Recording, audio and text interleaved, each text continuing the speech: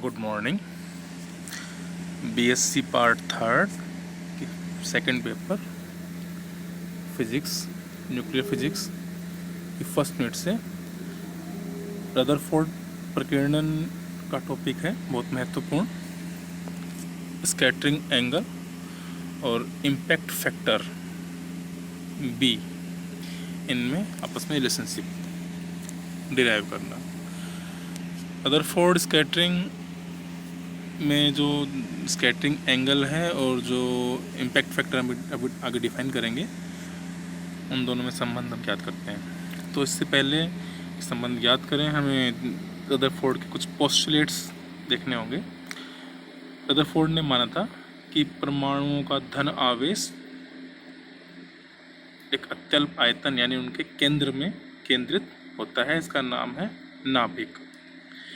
Alpha कण के द्रव्यमान की तुलना में नाभिक बहुत भारी है और अल्फा कण के संघात से यानी टक्कर से नाभिक की पोजीशन में कोई चेंज नहीं होता। प्रकीर्णन में अल्फा कण और नाभिक के ही कूलाम इंटरेक्शन का रोल है, इलेक्ट्रॉन का प्रभाव नगण्य। नाभिक और अल्फा कण दोनों ही बिंदु मात्र है, बहुत छोटे छोटे हैं, यानी इनकी आंतरिक संरचना को हमने उपेक्षित मानना है। ठीक है। बिंदु स्रोत इसलिए माना है कि कूलाम बल में हमें बिंदु स्रोत चाहिए होते हैं। बिंदु स्रोत पे ही कूलाम बल का फॉर्मूला लागू होता है।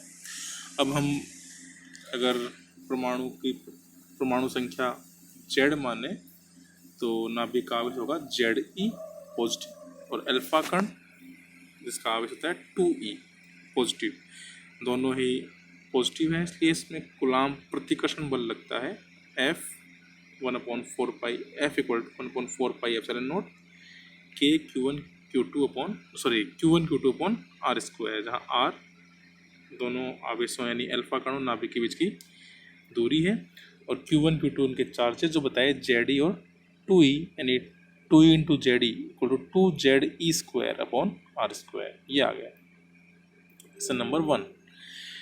अब चूँकि हम जानते हैं कूलाम बल एक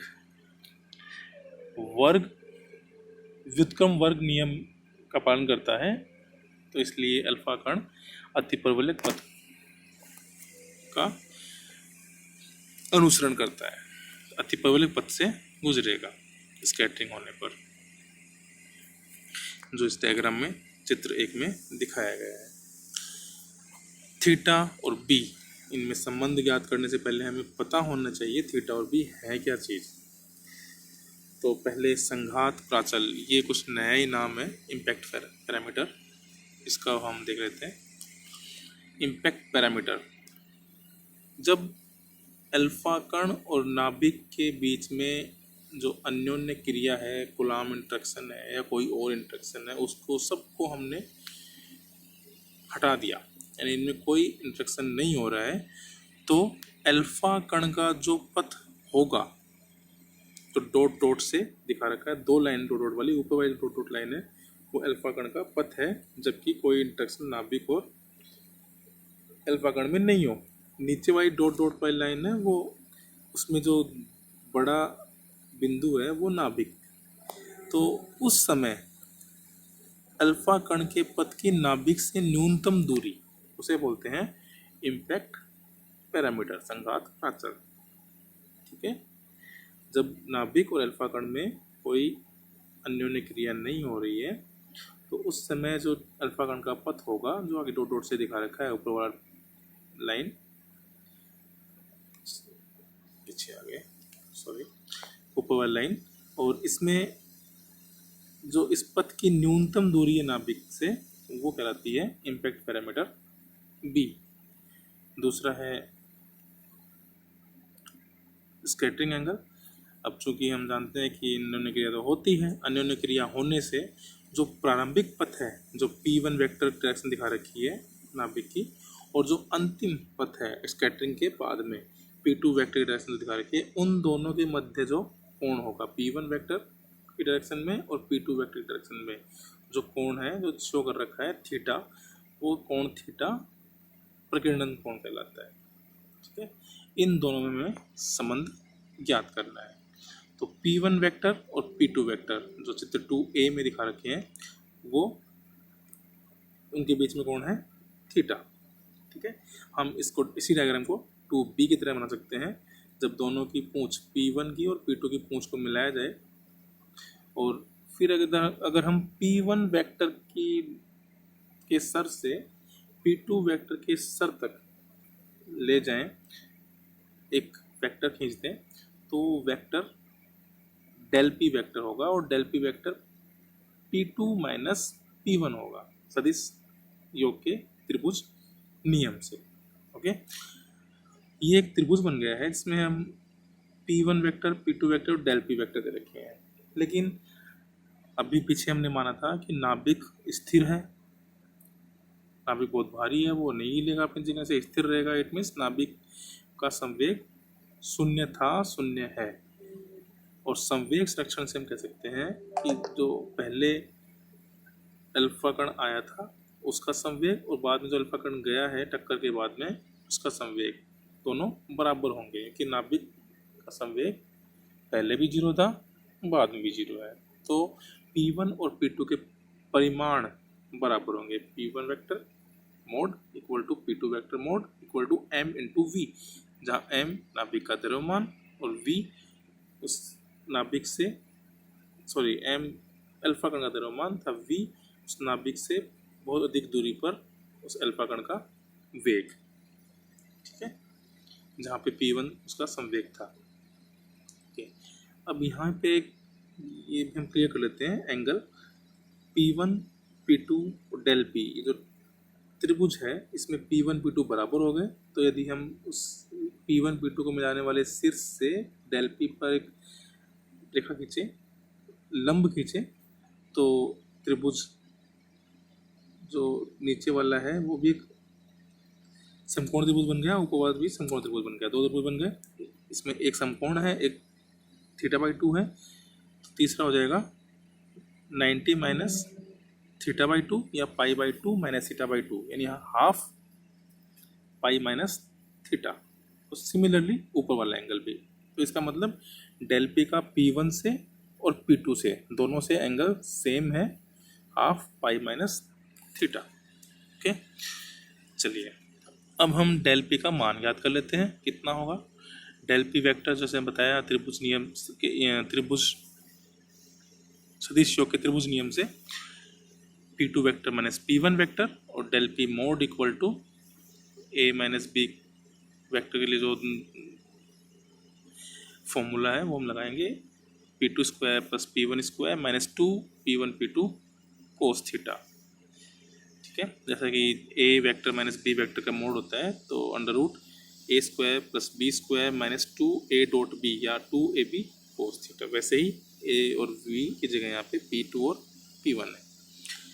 फिर P1 और P2 के परिमाण के मान रख दें, MV, तो MV square plus m square V square plus m square V square 2 m square V square, और उधर भी माइनस भी 2 m स्क्वायर V स्क्वायर, वो तो कॉमन आ जाएगा, m स्क्वायर V स्क्वायर बाहर आके बन जाएगा MV। एक बच गया 2 माइनस 2 कोस थीटा, यानी 2 भी कॉमन ले लिया हमने रूट के अंदर, तो 1 माइनस कोस थीटा, और 1 minus cos theta equal to 2 sine square theta by 2, तो 2 2 4 ब्रैकेट से बाहर आ गया 2, और साइन स्क्वायर थीटा बाई 2 बन गया साइन थीटा बाई 2, तो 2mv साइन थीटा बाई 2। ये आ गया डेल P। ओके, अब हम देख रहे हैं कि जो नाभिक आता है इसके नज़दीक, अल्फा कण आता है नाभिक के नज़दीक, तो जब ये इसके प्रभाव क्षेत्र में आएगा तब इस पर एकदम से फोर्स लगेगा बहुत शॉर्ट टाइम के लिए। शॉर्ट टाइम फोर्स मतलब इम्पल्स, तो वो इम्पल्स कितना होगा F dt, और कितने टाइम के लिए लगा उसके लिए समाकलन, तो कुल इम्पल्स आ गया F dt या F कोस फाई dt। अब ये कोस फाई क्या है, फाई क्या है, कोस फाई क्यों आया, क्योंकि F लग रहा है नाभिक और अल्फा कण को मिलाने वाली रेखा के अनुदेश, और डेल पी हमने पीछे निकाला, वो एक फिक्स डायरेक्शन में है। P1 और P2 दोनों से एक same angle half pi minus theta बनाते हुए, ठीक है। तो डेल पी वेक्टर और एफ वेक्टर इन दोनों के मध्य जो कोण है वो है कोस फाई। तो हमने एफ का डेल पी के डायरेक्शन में घटक लिया है, वो हो गया एफ कोस फाई, ठीक है। यहाँ पे जो दिखाया है एफ कोस फाई, देखिए ये एफ वेक्टर है और ये डेल पी वेक्टर है, इनके बीच में कोण फाई। जबकि डेल पी का P1 के साथ में कोण ये भी pi, half pi minus theta by two, sorry half pi minus theta, और इधर डेल पी का P2 के साथ में डेल पी और P2 ये भी half pi minus theta, okay. Then चलते हैं हम यहाँ पे, ओके। तो वो हो गया F cos phi d t. अब हम जानते हैं कि आवेग यानी इम्पल्स संवेग में परिवर्तन के बराबर होता है। तो F d t equal to del P, पीछे जो डेल पी का मान निकाला था वो हम यहाँ पर रख दें, तो हमारे पास मिल जाएगा 2mv sine theta by two equal to F cos phi d t. और डी टी टाइम के साथ में हम इंटीग्रेशन कर रहे हैं, टाइम माइनस इन्फाइनाइट यानी स्टार्टिंग से लेकर प्लस इन्फाइनाइट लास्ट तक, ठीक है। अब पर एक दिक्कत है कि यहाँ पे इंटीग्रेशन हो रहा है समय के सापेक्ष, जबकि वेरिएबल आ रहा है फाई। तो या तो हम डी टी को फाई में कन्वर्ट करें या फिर डी फाई में कन्वर्ट करें या फाई को टी में कन्वर्ट करें। तो हम यहाँ पे डी टी को डी फाई में कन्वर्ट कर लेंगे, ओके। देखते हैं d t equal to d t upon d phi into d phi, ठीक है। जहाँ पे हम जानते हैं d phi by d t होता है omega, d phi by d t होता है ओमेगा, ठीक है। ये हम डी टी को रख देंगे। तो लेकिन चूँकि टी को फाई में कन्वर्ट किया तो अब लिमिट्स भी चेंज होगी, limits infinite to minus infinite to plus infinite थी। जब माइनस इन्फाइनाइट होगी तो देखते हैं माइनस इन्फाइनाइट पे किधर लगेगा फोर्स, माइनस इन्फाइनाइट पे अल्फा कण है उससे बहुत दूरी पर, अनंत दूरी पर, बहुत पहले की बात, स्टार्टिंग में बहुत दूरी पे है। तो जो नाभिक और अल्फा कण के बीच में कोण है वो जो P1 वेक्टर है उसकी डायरेक्शन में, उस दिशा में होगा। और P1 वेक्टर का डेल पी से कोण, सॉरी नाभिक और अल्फा कण के बीच में बल है F, वो P1 की दिशा में होगा। P1 और डेल पी के बीच में कोण है half pi minus theta by two, और जो कि लेफ्ट साइड में है इसलिए इसको हम minus half pi minus theta ये हम ले लेते हैं, ठीक है। और जब अनंत प्लस अनंत पे, प्लस अनंत समय किधर होगा फोर्स, प्लस अनंत पे होगा डेल P2 वेक्टर डायरेक्शन में, प्लस अनंत में जैसे अल्फा कण जा रहा है लास्ट में उधर, यानी बल होगा P2 वेक्टर डायरेक्शन में। तो डेल पी वेक्टर का P2 वेक्टर के साथ में कोण हाफ पाई माइनस थीटा, ये है इसके क्लॉकवाइज डायरेक्शन में है इसलिए पॉजिटिव मान लेते हैं। तो इस तरह minus pi minus theta by two और plus pi minus theta by two ये दो कोण इसके लिमिट होंगी। तो लिमिट रखे और डी टी का मान रख दिया, लेकिन अभी भी दिक्कत है, डी टी अभी भी आ ही रहा है d T by D phi. तो इसको हम ओमेगा और ओमेगा की वैल्यू निकालेंगे हम कोणीय संवेग संरक्षण के नियम से।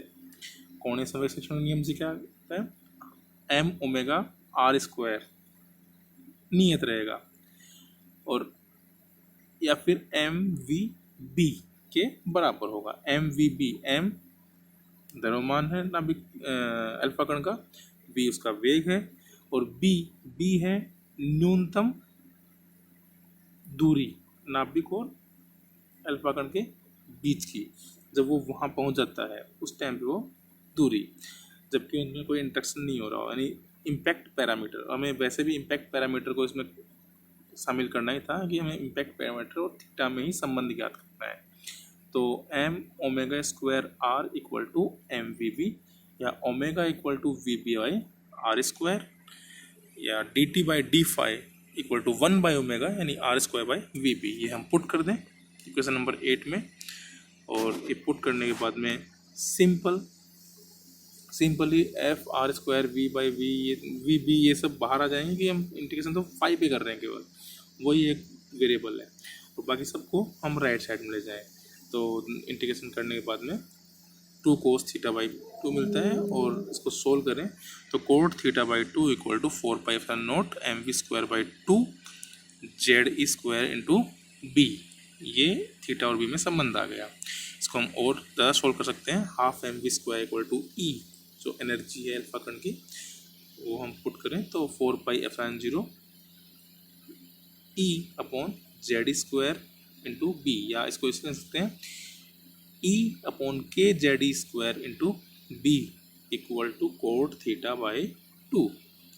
हम जानते हैं थीटा बढ़ने पर cot θ कम होता है, या फिर cot θ बढ़ने पर थीटा की वैल्यू कम होती है। तो जब b बढ़ेगा तो cot θ/2 का मान बढ़ेगा, इट मीन्स थीटा का मान कम होगा। तो इस तरह हम देखें नाभिक से जैसे जैसे संघात प्राचल इम्पैक्ट पैरामीटर का मान बढ़ता रहता है अल्फा कण के लिए, वैसे वैसे थीटा यानी प्रकीर्णन कोण का मान भी कम होता जाता है। जितना दूर होगा अल्फा कण उतना ही कम मुड़ेगा, और जितना नज़दीक जाएगा उतना ही अधिक मुड़ेगा। डायग्राम में दिखा रखा है कि अल्फा कण जैसे जैसे नज़दीक जा रहा है वैसे वैसे थीटा कोण का मान बढ़ता जा रहा है।